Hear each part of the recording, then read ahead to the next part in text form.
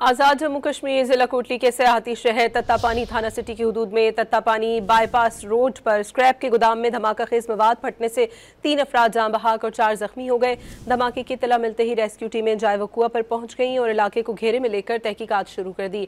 जान बहक होने वालों की शनाख्त शुमाली, अब्दुल्ला और मोहम्मद के नामों से हुई, जबकि जख्मियों में अवैस, गफ्फार, जावेद और शादाब शामिल हैं।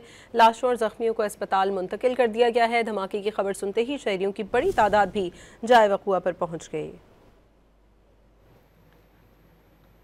आज़ाद जम्मू कश्मीर जिला कोटली के सयाहती शहर तत्तापानी थाना सिटी की हदूद में तत्तापानी बाईपास रोड पर स्क्रैप के गोदाम में धमाका खेज मवाद फटने से 3 अफराद जान बहक और 4 जख्मी हो गए। धमाके की इत्तला मिलते ही रेस्क्यू टीमें जाए वकुआ पर पहुंच गईं और इलाके को घेरे में लेकर तहकीकात शुरू कर दी। जान बहक होने वालों की शनाख्त शुमाली, अब्दुल्ला और मोहम्मद के नामों से हुई, जबकि जख्मियों में अवैस, गफ्फार, जावेद और शादाब शामिल हैं। लाशों और जख्मियों को अस्पताल मुंतकिल कर दिया गया है। धमाके की खबर सुनते ही शहरियों की बड़ी तादाद भी जाए वकुआ पर पहुंच गई।